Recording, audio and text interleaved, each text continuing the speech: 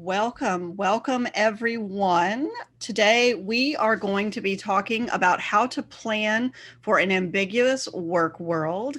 My name is Mary Ellen Slater and I'm going to be your moderator today.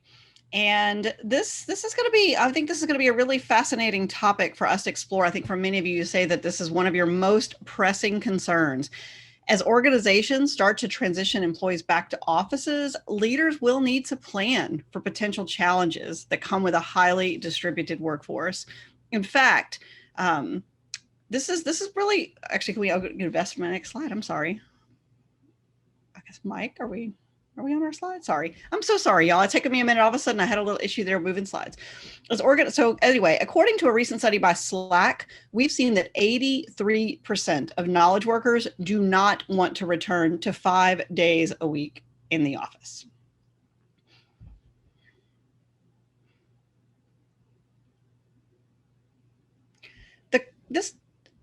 Basically, so as this begins to happen, we're going to have to deal with some issues here. This conversation, that we're going to have around hybrid work is really going to have to involve a collaborative effort across the organization. And that's why in this webinar, we've brought together top HR and IT leaders who will be discussing their strategies around how they are adapting to the rise of worker flexibility.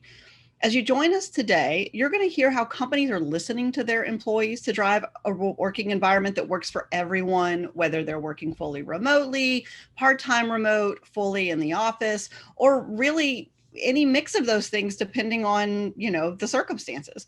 You'll come away, we hope, with some specific strategies and tactics that you can bring back to your own organization.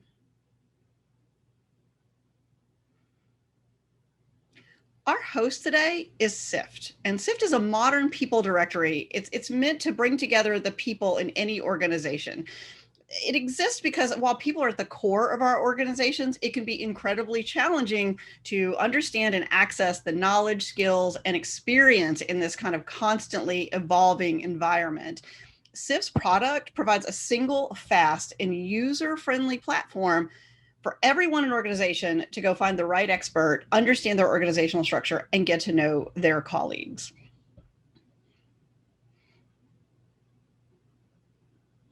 Next, let's talk about this agenda real quick, just to let you know what we're going to cover. So before we get into our discussion, I'm going to introduce our panelists, and we're going to set up some ground rules, and then we'll be diving into our main topics. So the first thing we're going to talk about is what is hybrid work? Because I feel like this is a term, as someone who, as a journalist and as a content creator over the last 20 years has been writing about work, I think this is one of those terms that people are using, and we're all assuming that we mean the same thing by it, but I'm not convinced that we are. So we're going to define it, and we're going to talk about what's so different about it. We're also going to talk about some of the main challenges of working hybrid and how to plan for them and to accommodate them. And we're also going to talk about technology, right? So as everybody's coming in and out, this will absolutely require the way that we think about communication and collaboration. So how do we level the playing field for people in all these different environments? Finally, we're going to leave some time for Q&A at the end. We're going to conclude with some key takeaways, and then we'll share some additional resources. First, let's introduce the panelists, and I'm going to start with myself. My name is Mary Ellen Slater, and I am the CEO and founder of RepCap, which is a content marketing agency that works primarily in HR tech. I started this company after spending 10, 15 years, it's a blur now, working as a journalist in this space. So I've been writing about and thinking about what we call roughly the future of work for quite a long time. So the next person I'm going to introduce is actually my friend George LaRocque, and he is the founder and principal analyst of WorkTech. WorkTech is the leading source of industry data on emerging HR tech innovation, and George is a leader and an executive in this field. He's somebody now that I turn to. I trust his perspective on that. He's been also thinking about the future of work for a very long time. And now he does that in the role of an analyst and an advisor. But like I said, he's been doing this for 25 years. So it's hard to shock him, but he's got some good perspective on this. Thanks for that. This was recorded, right? That was great. Right. Right? This is, yes. Next, so I want to introduce Nicole Vasquez. She is the co-founder and chief people officer of Deskpass. And her company is revolutionizing where and how people work. We're talking work from anywhere solution, on-demand desks, meeting rooms, you get for offices. And one of the really cool things about Nicole that I learned as we were preparing for this is that she was named one of the 35 under 35 making an impact in Chicago. And I consider her as well to be an important thought leader and people leader with a focus on how do we humanize work.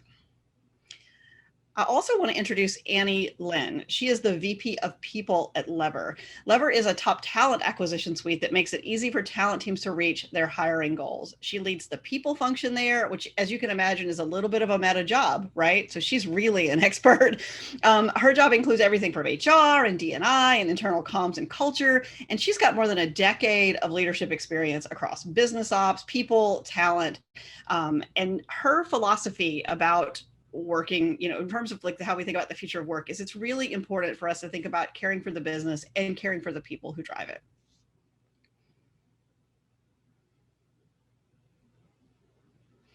Next, I want to introduce Andrea Bice. She is the director of HR at Esler, and her colleague, Sarah Parks, who's the director of technology. And I like these two. They're like a tag team from people to show you kind of how talent and tech can come together. And Esler is a holding company for a fleet of the top Renewal by Andersen affiliates and is the window replacement subsidiary of Andersen Corporation. Many of us, I think, enjoy having their products in our homes.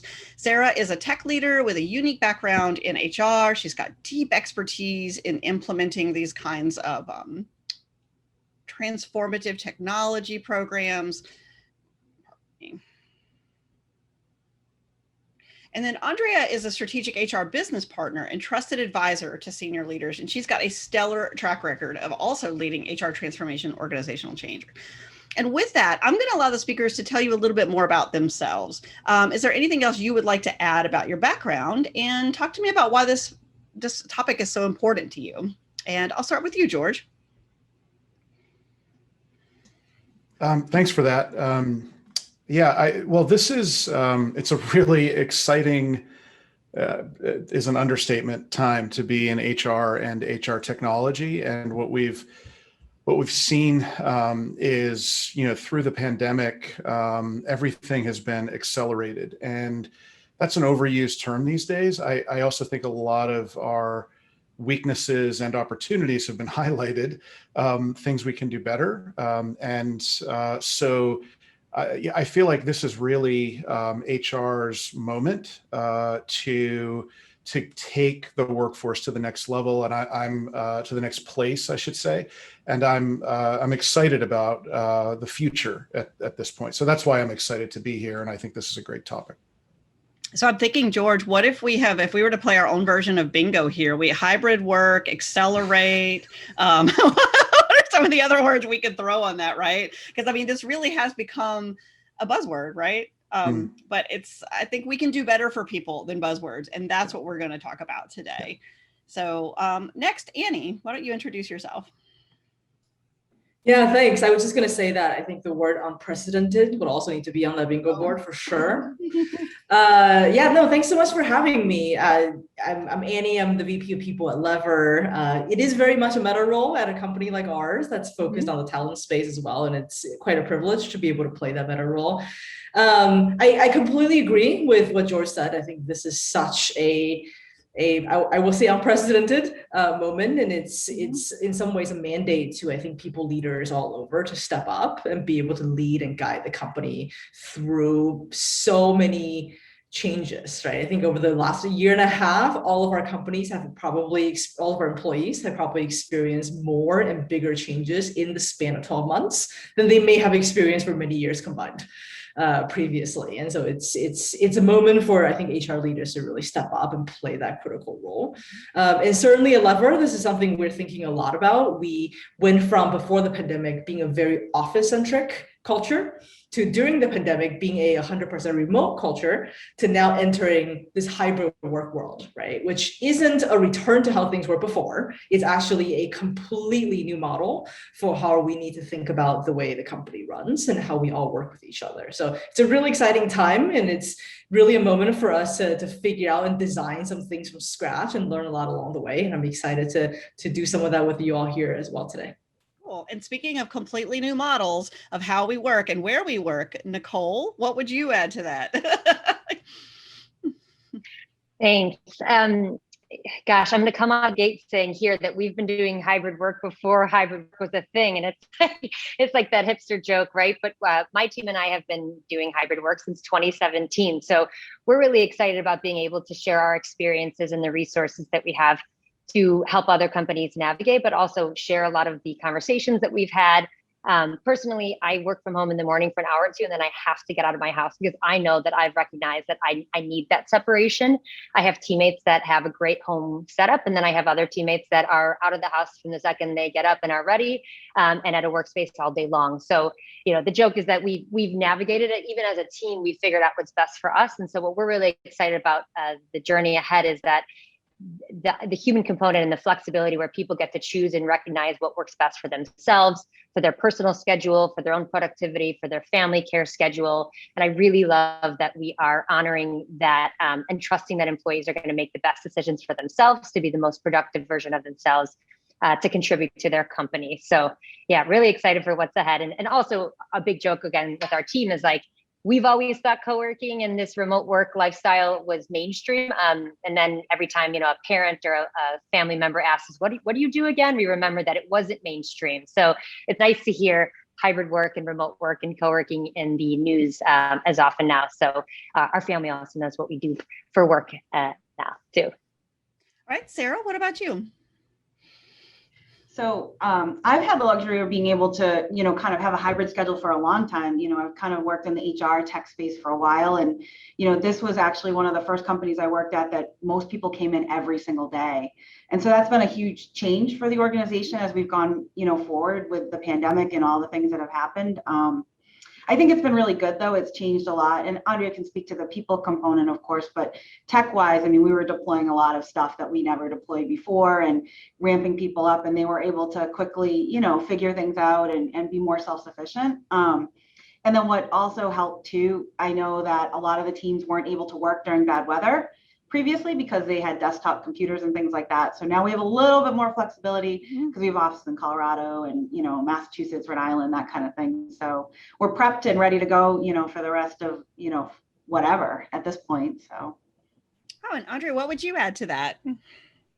Thanks. Yeah, I agree with everything that Sarah has said. And transitioning out of COVID and the pandemic has certainly been interesting, but really exciting for me. As I think about the evolution of the workforce in general, we're no longer in an environment where managers are doling out tasks and then checking up on those tasks. We're in an environment where we need to be meeting our teammates where they're at, and we need to be supporting them in their whole selves. So this topic of hybrid work is really just exciting to me that we're talking about it on such a broader basis, because it's going to allow our teammates to be their best selves. And that ultimately, that is what is most important. Thank you so much for that. So next, I'm just going to run through some of our ground rules. Here's a few event logistics that we're going to cover. So this will help you best engage during our time that we have with our awesome panelists. So one, please use the chat to voice your thoughts throughout the discussion. You can, whatever comments you want to add, we'll definitely see them. We may pick them up in our discussion. You may also use the Q&A feature to ask questions. If you want something to kind of come at the end, put it in the Q&A and I'll pick it up at the end. If it's more dynamic and you just want to drop it in like right away, put it in the chat and we'll keep it going. We're also going to be using polls throughout. So I want you to keep an eye out for those questions as well as the results. And then last but not least, because many of you asked this event will be recorded and you will receive the recording and these slides after the event concludes. So with that, I want to start actually with our first poll question. What do you expect to learn from this webinar?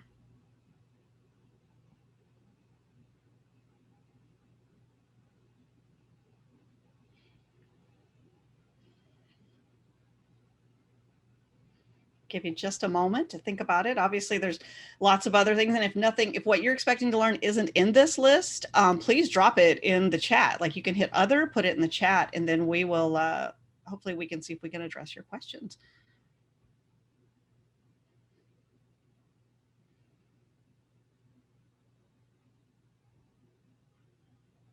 Best practices for hybrid work. Ain't that the truth, right? I think this is one of the other things that's nice to hear about this particular group of panelists. And I'll put myself in this category too.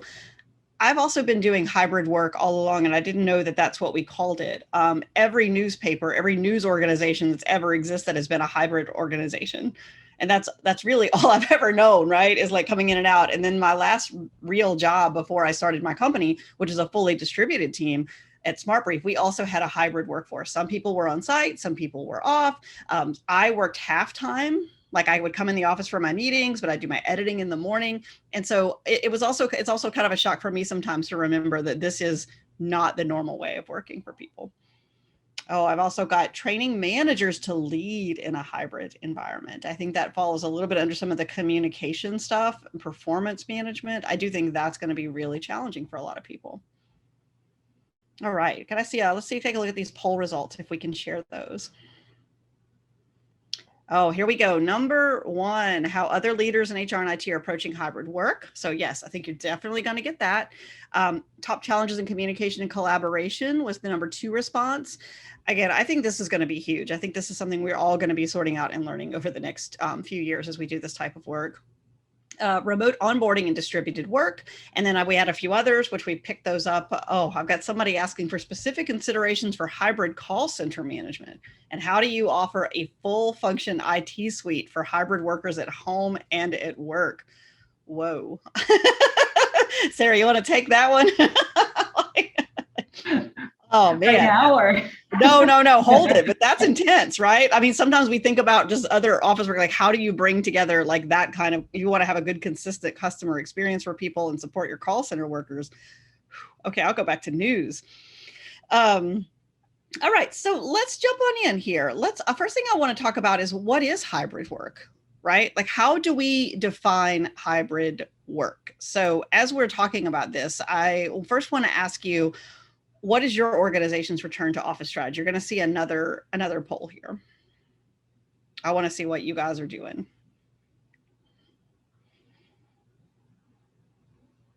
Let's give it just a moment here.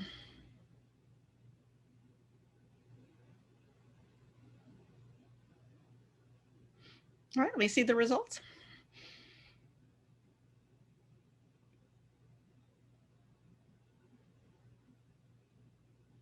We should pop up real quick. All right, we got people working 2 to 3 days a week in the office. That seems to be by far the most common response. So with that, I'm going to go around. Actually, we're going to talk to our panelists about this, because what I want you guys first to do is, as I mentioned earlier, I think we're using this term in a lot of different ways. So I'm going to start off with, I'm going to ask each of you, when I say hybrid work, what does that mean to you? And I want to start with you, Nicole. Thanks, Mary Ellen. For us, and for me personally, a hybrid work is giving employees the flexibility to choose the location of where they get their work done. So that can be a company office, the home, or a third place, such as a co-working space, but also the flexibility in the time that they get their work done. So for example, not always between or only between the hours of 9 to 5. Mm-hmm. And so how does that play out for some of for your clients? Like what kind of pain points are you seeing? You know, we've had co-working for a while now, but what does it look like now as we move into this hybrid as the default, even potentially? Ooh, great question right off the bat. Big question there. Again, it's analysis of what there's so many factors that lead into that, right? Everything from the industry that they're in, what type of work, do they have a lot of do they need a lot of collaboration? Do they need a lot of quiet heads downtime? So for companies, gosh, there's so many factors to factor in there in terms of where their employees are located, the time zones, company culture. That's a big question. I'm actually kind of holding off here. I feel like this is probably something we're going to dive into later. No, I want to hear it. Let's go. because I do think there's a lot around this. All right, I'm actually going to bounce over to like George I'll talk to you for a second. I know I hyped you up as like one of our big futurists here, talking about how we work. So as somebody who's been writing about work and how we communicate and how we collaborate for a really long time and observing this stuff, what are some of the blind spots that you're seeing? Like, one, what do you call hybrid work? How do you define it? And what are we missing? Yeah. And well, I don't just write about it. I've been in the market. It's really over 30 years. I say 25 because, we can stop there, counting there. But, I was a practitioner for 10 and on the tech side for 10. So, but I think of hybrid work and I think of alternative to, being in the office. And that could be just about anything, right? It could be any model. It could be you're in for a few days a week. It could be you're fully remote while the rest of your team is on site or hybrid. So it's that from my perspective, you're right. You're 100% right. There is no one definition because one size does not fit all. And we do have many customers who have a combination of both, frontline or non-desk workers they have to be, they're not in the office, but they have to be in their place of work while some of leadership is doing this, hybrid thing. And that's another complex example. But I'll be quick. You talked about the blind spots I think in order to think about the future and think about the blind spots, you've got to look back. And just before the pandemic, I did a global workplace intelligence report. And about 4,000 employees and leaders, all employers of 1,000 employees and above. And I asked about distributed work. And 54% of the employers in that survey, and I think that extrapolates, offered some kind of alternative work arrangement, either remote full-time or remote part-time or different scenarios. And I think what's happened here, talking about blind spots, is this is real. I said it earlier, this has shined a light on some things that we're not too good about. So we have blind spots in our employee experience. We have blind spots in putting the employee first. There are three aspects to the way I talk about employee experience: cultural, your relationships, and how you feel about your work. Technical, which is like the tools that you're given, not just the technology, but I always say like a truck driver drives a truck, that's tech too, technical. But then the physical aspect. And when I talked about employee experience prior to COVID, I get a little eye roll on physical. I talk about commute, I talk about where are you working and what is it like there? And nobody's rolling their eyes anymore. And I think there are a lot of blind spots around expectations that are set. If you're setting expectations for employees to work in a hybrid way at home and you're not funding some of those changes that need to be made, think about security, think about the speed of their internet, think about whatever they have for resources, their desk, can they shut the door and do a business call with a customer? Are they in that kind of environment? Do you need to require that? And if you do need to require it, are you funding it? And these are, like all of you, I've been in this hybrid world for decades. I've had hundreds of people reporting to me and working, traveling a lot and working hybrid. There are other blind spots too, though. Pay, benefits. There was a big article this week in the Journal about, the concept of if someone moved during the pandemic and they were working in Chicago, getting paid Chicago rates, and now they're living in North Dakota working remotely, which pay scale are they on? And that's another big blind spot. So I'll stop there, but it goes on and on: benefits, perks, etc. So there are a lot of things to get your head around. I'm actually going to pick this up now. I want to talk to my strategic HR people, how they would answer that. So I'm going to start with you, Andrea. Tell me, how are you thinking about some of these? And how do you define hybrid work? And I saw the look on your face when George was describing the pay differential issue. Like, talk to me about that. Like, how would you handle that? Because y'all are a national company. I mean, are you a global company? I guess in my mind, you're definitely a national company. So Yeah, so we have locations that span from Arizona to Massachusetts, and not every location, there are different affiliate owners, but we have 8 different locations and markets that we operate in. And so that can be a challenge for sure in transitioning people from one market to another. And there seems to be a lot more interest in that, as George was saying, hey, I want to move from here to here based on the cost of living. And so how do you accommodate that while keeping morale high? And I'd be lying if I said I had the answer to that. That's something we're currently working through. right. As I think about hybrid work, I agree with others' definitions on that in terms of working where it makes sense for you. I think one element for us is, how do we incorporate that face to face? We have so much of our population has been in a hybrid capacity, whether it be our remote sales folks or our tech measures or things along those lines. How do we still have that camaraderie in person or virtual in some capacity, and keep that culture that we're so proud of alive? And so we have been trying different things in that realm in terms of keeping our leaders connected, keeping our teammates connected, and not just through Zoom. We have to get creative, because Zoom can get you backed up, your schedule from 8 to 5, Zoom, Zoom, Zoom, Zoom, Zoom, and then it becomes almost as if I can't pick up the phone and have a conversation because everything feels as if it needs to be scheduled. So how do we, as we're opening back up, as the world is opening back up, and how do we engage in a way that's virtual and face-to-face? And that's what we've really been working through recently.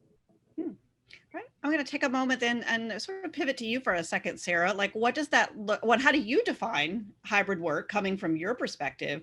And how does that play out? Like, what are some of the blind spots that you've seen?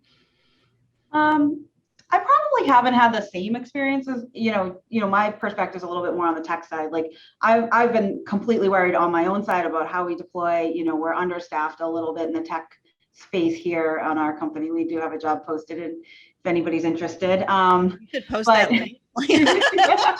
But yeah, like, how do we deploy? Like, am I assuming too much about people's abilities to absorb? I come from an HR background, of course, so I might not approach it like a real techie would. I'd be like, they just send you the document and be like, off you go. But I'm like, no, we have to sit together. We have to go over it. We have to make sure everybody's good to go. And I think that blend is nice. We take a really caring approach to that, but, it can be a little bit of a, it does take a little bit more time and things like that. But honestly, whenever I first hear the words hybrid work, I'm like, well, just kind of balance it out. Like, it's in the office, it's out of the office, like whatever works. And what I didn't realize too here at Esler especially is that that wasn't the way it happened. It was very in office based. So, I had to kind of change my mindset and work with people a little bit more closely in that regard. Well, actually, that kind of segues nicely into, I want to pitch this to you, Annie, because you, as we were preparing for this presentation, one of the things you shared is, like, in addition to seeing the blind spots, you're really excited about some of the opportunities that come from hybrid work. So I want to, particularly around onboarding. So I guess I want to start by asking, how do you define hybrid work? And then talk to me about these opportunities that you see. Like, what could make it better to actually virtually onboard? For sure. Yeah, no, I think of hybrid work as finding the balance between providing more flexibility and choice to employees, which has been a really clear guiding principle of ours in thinking through this, and a lot of what we heard from our employees of what they want, balanced with what we think will continue to make for a really tight-knit, cohesive, and productive team, right? And those two things, and I think that balance, every company will land a slightly different spot, but I do think it's really important for companies to be very clear and have a strong point of view on where they want to be on that spectrum. Because I don't actually think the solution is to give employees whatever they want. I think there must be a balance, right? Because in some cases, there are some roles, maybe you're a little bit, maybe it's more of a, let's say a junior role where actually sitting next to your colleagues and listening to their calls and having somebody be able to coach you on the spot is extremely helpful for your growth in your own career. Right. And so I think it is the company's responsibility to balance all of these different factors. And yes, I think there's so many challenges and blind spots that come with hybrid work, 100%. And many folks here have pointed to them. But I also think it's important for us to not just think about it as only from the lens of problems. There's certainly many problems and challenges that we have to think about, but it also creates a lot of opportunities. I think I had shared this anecdote earlier, but I'm reminded of a while back when a friend on a dare made me go pescatarian. And one of the best pieces of advice that I got in the beginning of that is somebody told me, don't think about all the meat you will not be able to eat. Think about all the vegetables that you will get to try. Because quite frankly, for a lot of meat eaters, they don't try a lot of vegetables, right? It's pretty limiting. And once you discover there's this whole world of vegetables, suddenly you get to be a lot more creative. So it's a weird analogy, but it's a little bit how I think about this situation as well. And I think there's actually a lot of potential opportunities let's just talk about onboarding, right? From a hybrid and remote perspective. A couple of things that come to mind. When we all went remote, it was immediately very clear that everyone was on the same footing. Before, we had 2 offices and we had a small number of employees who work from home. And everybody was sort of, depending on how things were set up, there's some people who felt just like a little left out or a little bit like they couldn't participate to the same extent. And remote and hybrid work really allows us to sort of like level the playing field and allow people to socialize and participate in a different way. That's a little bit more egalitarian and we can be more creative about it. The second thing is time. I think somebody had mentioned weather earlier, right? This is a big thing to think about when people work from home. It actually saves quite a bit of time to not have to commute, of course, and not have to, put on your snow boots and get through. I live in the Bay Area, so we don't get a lot of snow here, but I used to live in Chicago, so I understand what it's like. And you get to build in real breaks, right? Because actually when you're in the office and you get a break, sometimes you're still surrounded by people, you're still on stage in a lot of ways. Whereas if your facilitators have built in intentional actual breaks at home, you can actually disconnect and recharge in ways that are meaningful to you. And then the other thing that we take naps. Naps, I want to bring back we have naps. The other, potential opportunity that I can think of is it creates an opportunity for companies to actually create different types of communities for their employees. I think before, when folks are in the office, it's really easy to just default to the people you are physically around as your primary and sometimes only community, right? Whereas in this world, you get an opportunity to think about community by team, certainly still community by location, like local meetups, et cetera, community by things like employee resource groups, interest groups, et cetera. So it allows companies to be a lot more intentional about making sure that employees feel a sense of belonging in multiple ways, so that they have almost like support and guidance and that sense of camaraderie, right, in a couple of different directions. Cool. No, I like that actually. That's often how I've thought about it too. You have to work at it a little so you can create a different sense of community instead of just whatever's next to you, which I think is what tends to happen. Right. Next, we're going to do a quick poll. I'm going to ask everybody, what is your biggest concern about managing a hybrid workforce? I'll give y'all just a minute because I want to come back and talk to our panelists about how they're doing this. Oh, we got culture, productivity. This is one of the things, while you guys are taking a moment to fill this out, this is something that I always found really interesting. People would ask me, since my company is fully remote and has been for the 9.5 years we've been in business, they would say, well, how do you know if people are working? And I would say, how do you know if the people in your office are working? Because that's not really how I measure how productivity, right? It's about results. So, all right, let's pop up and let's see these, see what you guys had to say. Oh, so number one, this is interesting. And I like that you guys are thinking about this, that y'all are thinking about it. Creating a comparable remote and in-office experience.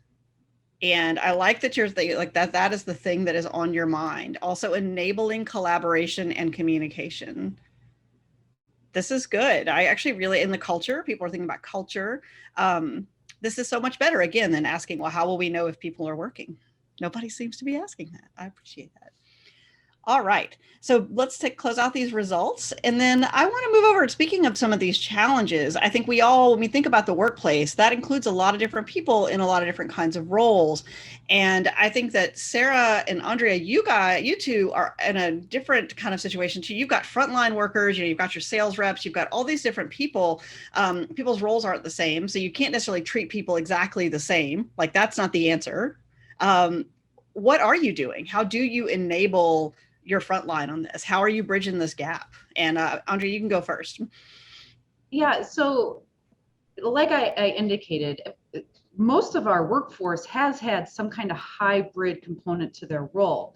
So once the pandemic hit, they were in a place where they had at least basic tech, and they were able to think differently about their roles. So if I think about our sales consultants, they were immediately able to take a step back and say, how do we meet our customers where they are at? Mm-hmm. So we have iPads, we have virtual ways of connecting with them. We may need more iPads, we may need, Sarah can speak to this, we may need individual accounts, we may need all these different things. But do they want to meet with us 100% virtually? Do they still want to meet with us in person? Do they want to meet with us in some kind of hybrid approach? And we actually had our sales reps would go sit in their car while a customer would also sit in their car, and they would talk through windows. And then they'd still be able to see the windows from the outside of the house. And I think the same can be said when you think about in office, you think about different roles. How do we meet our teammates where they are at? Mm. How do we think about it in that way, just as we are thinking about our customers? And that can be a little trickier, especially as you were saying, Mary Ellen, that so much of there's so much more productive in office. And I try really hard not to have that big eye roll as I hear that over and over again. And so it has been about engaging in different ways. We would have fun, different things through the pandemic that would keep folks engaged. And now it's about how do we bring people together in a different way. So one of the things we're doing is flexing our leadership muscle. And so we can't necessarily boil the ocean and train everybody in our organization. We have different components that have helped keep people together and connected for the entire organization. But how do we flex our leadership muscle? So I'll give a shout out to Cindy, who I know is on this webinar here, but we've been partnering with Franklin Covey actually, and we have been doing monthly check-ins where we help them consider how do we engage and flex that leadership muscle and lead remotely, and how do we bring our leaders together remotely and in person? And if we can get them operating in a different way, that's going to flow down to our teammates, and that's going to help our teammates have a better experience and engage our teammates in what is the solution for them, what does hybrid work mean for them, how do we keep them engaged in this hybrid world.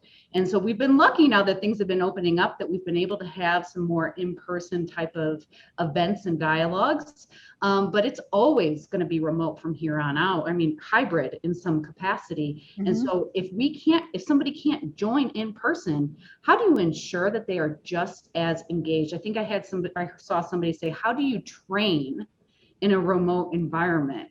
And I found myself doing a lot of staring at myself through Zoom and noticing my different tics, so that way I can try to be as engaging as I can in a remote world, and try to engage with others where that is their specialty and learn from them. So that's what I'll share. I'll let Sarah add in a little from the time. So Andrea talked a lot about our project consultants or our sales consultants, but someone had asked a question about our call center environment. So this environment we have in Massachusetts, it's on Route 9, if you're familiar with the area. It's a giant call center. There's a ton of people in and out of the building all day, and they don't work from home, or they did not work from home. They worked off of thin clients, which is a very watered down version of a desktop per se. no access to email, any of that. Their job is strictly on the phone. So pandemic hits March 2020, and all of a sudden we're buying 35 laptops from our IT vendor and ramping up these guys as quickly as possible. Obviously, they know their population and who's able to, successfully work from home, kind of out of the gate.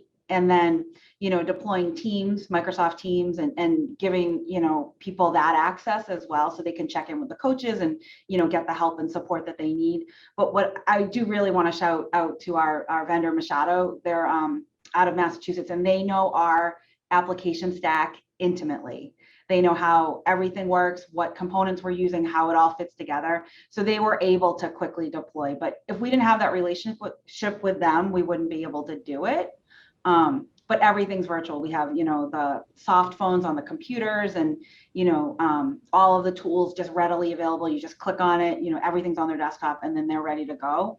I won't say that there haven't been challenges, and they do measure productivity. You are logging into the phone system, you are logging into every tool that we have, but overall it's worked out really well. And what they're going to do, I believe, is backfill those empty desks with people who will continue to work in the office and leave that group, remote for now.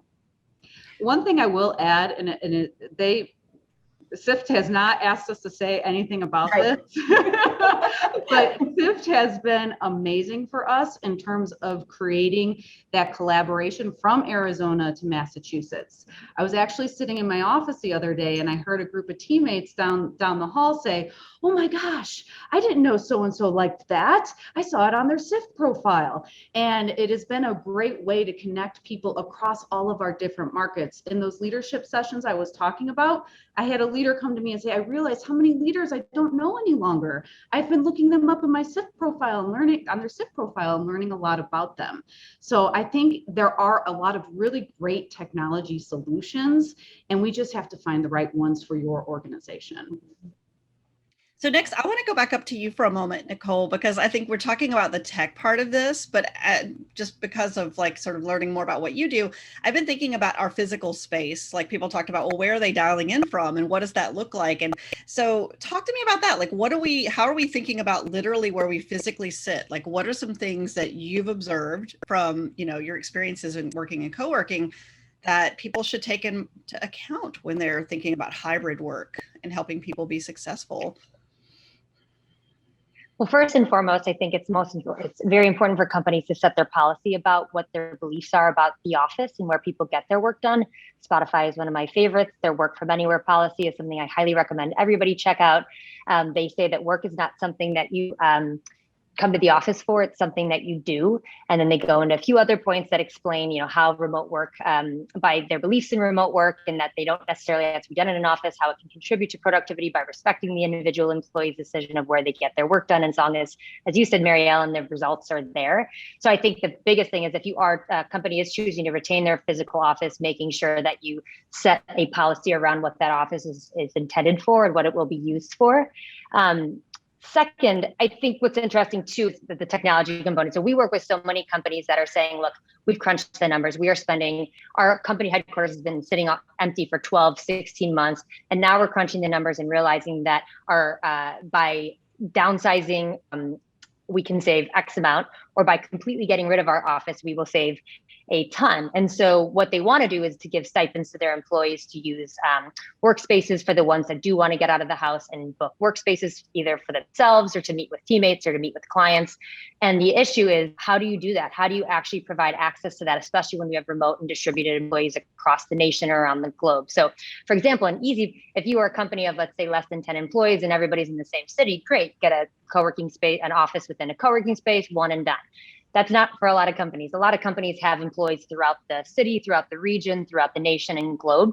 And so think about it, how buying an individual membership to a co-working space for each one of those employees is going to be very cumbersome. It's not going to be very efficient. And so I will use our company as an example, just because that's what we do. It's not a self-promotion thing, but I guess, maybe indirectly might end up being, but still, our Deskpass for Teams solution is something where a company can onboard 300 or 30,000 employees to their company dashboard, not pay a cent, and they only pay for the visits that their employees make. So for example, if one of their employee makes a private office booking, they only pay for that. So instead of having all of their employees come to an office, pay for their real estate costs of having an office in multiple cities, they now have no real estate costs, and they only pay for the employees that actually want to utilize that. And so our technology provides them a dashboard, reporting, billing. They can track utilization. So they could even, as they're shifting right now, a lot of companies are saying, look, my lease is up in 1 or 2 years. I want to track the utilization of my employees. Some employees are saying they want 3 or 4 days back in the office. Some are saying 1 or 2, but we don't know because we haven't tried it out yet. So a lot of companies are using technology to track utilization and say, okay, in a year or 2 from now, I'm going to review these reports and I'm going to figure out what I'm going to do with my office or offices across the nation or across the globe. So I think the technology is a huge component. This idea of hybrid work is it makes sense. It's very efficient. But when it comes down to that, how are you actually going to be doing that? So having a one-stop solution is an easy way to go to this hybrid model without having all your employees submit expense reports. And it's all in one is what we're going after. Right. Let's step ahead. So topic number 3 actually is technology, although I would say we've talked about technology in every single section here. So let's go forward. Like, we're going to talk about how technology specifically can help with overcoming these kinds of challenges that we're encountering. Oh, I'm sorry. Was that for me? I was waiting. Actually, I was hoping that it was going to pop up. There we go. I was waiting for a slide. But that's okay, because I'll just keep talking. What happens. I was reading the questions in the chat, and for a second when there was a quiet, I said, uh-oh. No, I know. It's like I always want to fill the silence. I don't like I should have been in radio instead of print. All right. So I want to talk about the technology and how we're using technology to overcome this. And I'm going to kick this back to you, Annie, because I feel like you are one of the most optimistic people that I've encountered on this topic. And just the way that you think about it, I feel like you both think about the tech and you also think about it like, how can I use this to improve the human experience, not just make people feel like they're going through this technology. So how are you using tech to help with some of these challenges? Yeah, I mean, I guess I sort of think of technology as, they're tools, right? Like the technology shouldn't drive the strategy. That you should have the strategy, then have the tools that can help you make the strategy happen. And technology then, or tools in this sense, doesn't necessarily even mean software. It can be other types of tools, right? That helps you do this as well. And so, I mean, as an example, last year, we did something extremely ambitious as a company, which is that every year prior to that, we had done a company-wide multi-day offsite. And we usually go somewhere that's not, our office location to make it happen. And last year, we decided to do it still, but completely remotely. And so there were a lot of skeptics, and I was one of them too in the beginning, of how is this possibly going to be fun? How is this not going to feel like a 2 full day Zoom meeting? And somebody on my team did an amazing job actually pulling this off, leveraging Zoom primarily, but extremely creatively. So she worked with folks in the company to leverage breakout rooms heavily, to use actually sort of the feature we're using on this webinar, right, of putting people on stage, of spotlighting people. We did our employee awards and talent shows. And we honestly looked at quite a few other technologies as well. And ultimately, I think we tend to have a philosophy of keep things simple. If we can use the same tool that people are already familiar with, then do that. And if there's a need that for some reason our existing tools can't accomplish, then we can explore those as well. And then another example is we had another team, one of our larger teams, decided to do their own sort of kickoff for the quarter, and they wanted to have something social. And they actually identified this particular tool that allowed them to almost play, like they got to design like almost like a video game, a room, and people became characters and avatars, and they could walk around the room and interact with each other. And that was extremely helpful for them for that particular purpose. But I think I come back to start with a strategy. What are your goals? What are you trying to get out of it? And then find the tools and keep it as simple as possible to make that happen. Oh, cool. And actually, I'm going to pull you in here for a second, George, because I think one of the things we talk about all these individual tools, as somebody who looks at the overall HR tech marketplace and thinks about like all these things, like what's your advice for making sure that these tools aren't just like a scattered bunch of things. Like, how do we make sure that this is like a true sort of integrated suite to improve the experience for people? Because I feel like this could get unwieldy very quickly. Yep. Well, here's exactly what you need to do. No, it's a big, complicated problem.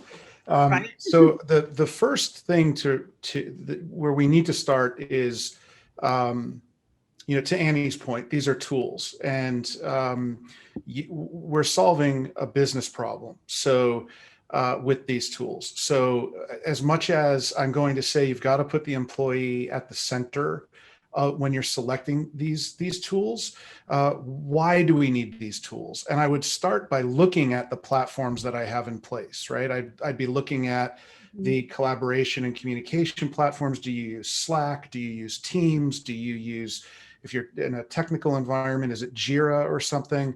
And then on the HR side, what do you use for a core HR platform?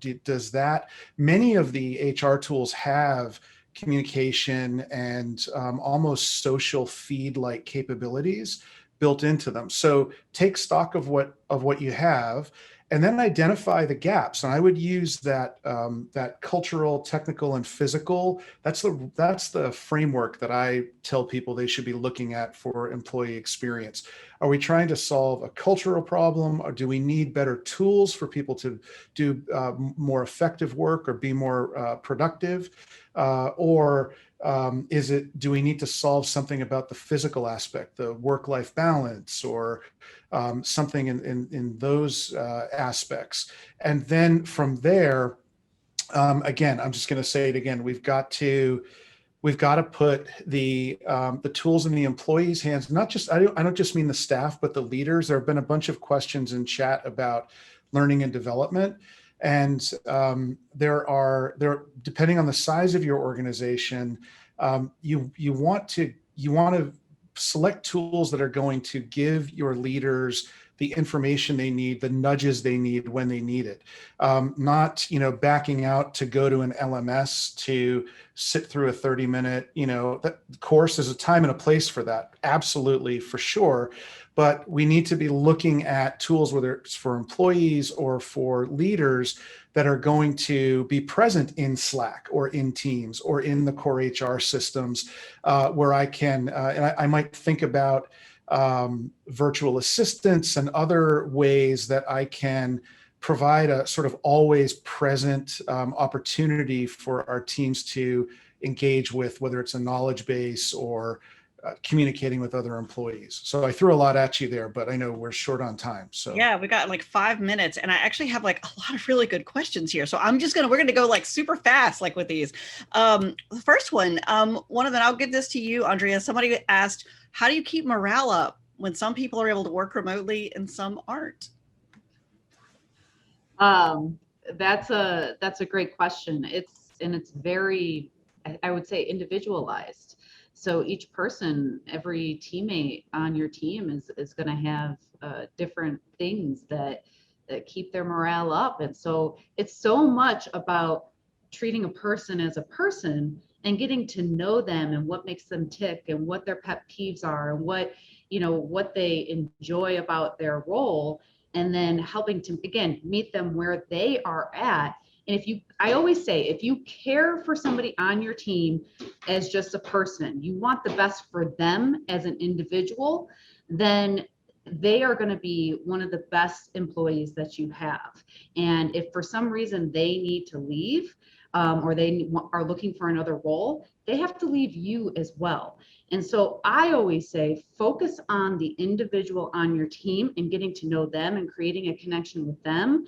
And from that, you will understand how to best keep their morale up, best keep them engaged. And maybe they do want to work from home. Maybe they want to have an offsite location. Maybe they really love free lunch. I don't know. It really depends on that individual.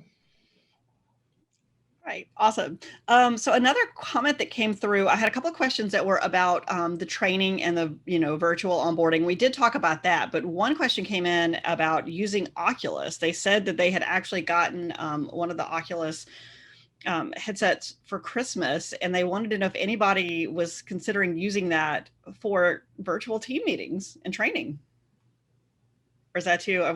We've gone past Zoom there, right? Is anybody doing that? Is that something you guys have encountered? I've had demos of VR, virtual reality solutions for training and assessment.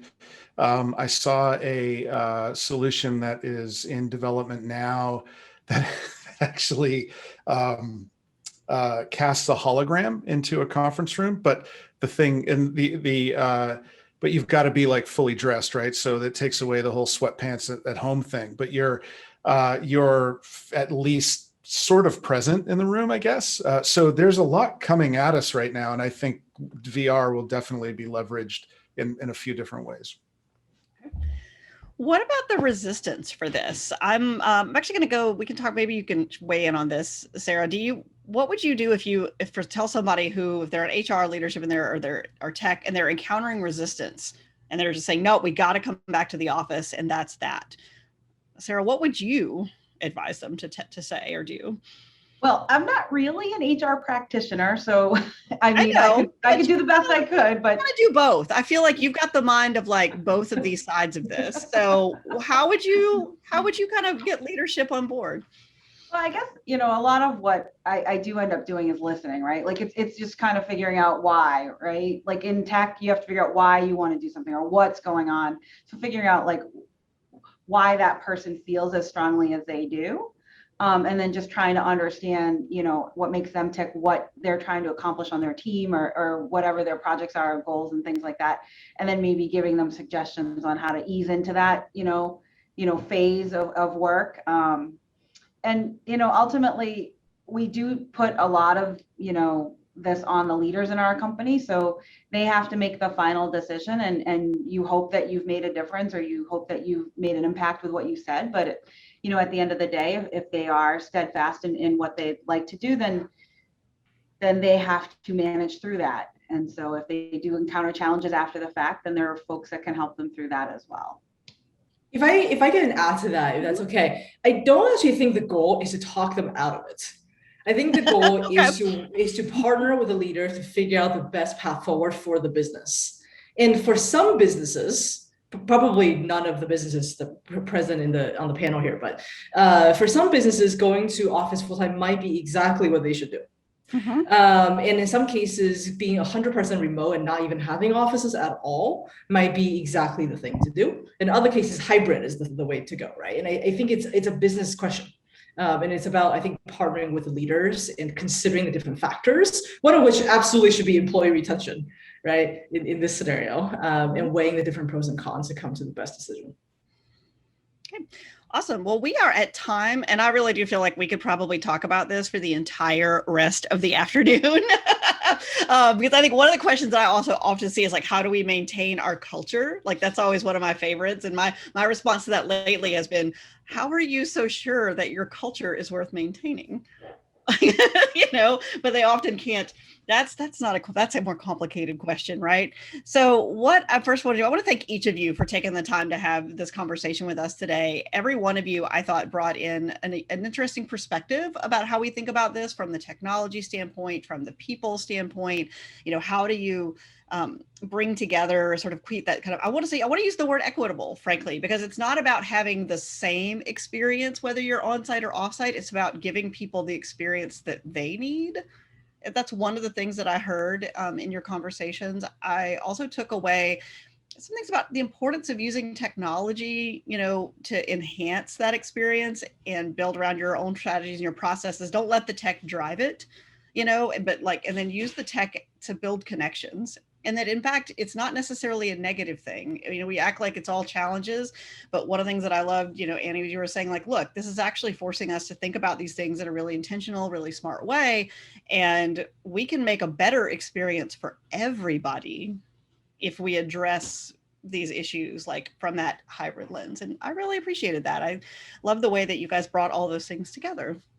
So everybody here, again, thanks to George, Nicole, Annie, Andrea, Sarah, myself, we are all available and happy to connect with you after this event. If you have additional questions, you can send them over to us. You can also send them to the team at SIFT. They are also happy to help out. You can connect with all of us online. And you can learn more about SIFT because one of the things I know there was a little bit of a mentioned description of the product. Like what I always like to think of the way that SIFT works when I first heard of it a few years ago is it allows you to, like, again, those things where you would bump into people and casually know things about things, and you've got to build teams like in a quick, agile way, and you want to know what other people's expertise is, what their superpower is, like, and what their interests are, what they care about. And instead of having to do that accidentally, it allows you to do it intentionally. And I was just always impressed by the impact when I see companies adopt it, like the impact that it has on the way that those relationships aren't just based on geography. They're now based on true expertise. So much talent and potential like goes underused if you don't have a systematic way to do that. So along those lines, for more resources about hybrid work, I want you to come check out, you can check out SIFT's got an ebook on how to build a best-in-class digital workplace that is all about thinking about these things from that perspective. They've got some case studies on how people, like a Rocket Mortgage was one of them, you built a great hybrid work environment. And then their blog post, they've got lots of good stuff on the pros and cons of hybrid work. And then sort of last but not least, you can also check out Deskpass has a really cool playbook that they just put out about virtual hiring. And, you know, Lever's got some good content out there too. And I love this as a content marketer. Like, I love seeing this stuff get out there. Like, it's educational, it's informative. It can help you, in addition to helping you sort of answer some of these questions for yourself. In many cases, these organizations have done some research that can help you as you're making your business case for this. So I would jump in, check out these resources. And then if you have questions about these things, reach out to the folks on this team, on this panel. They can help you out. Thanks, everybody.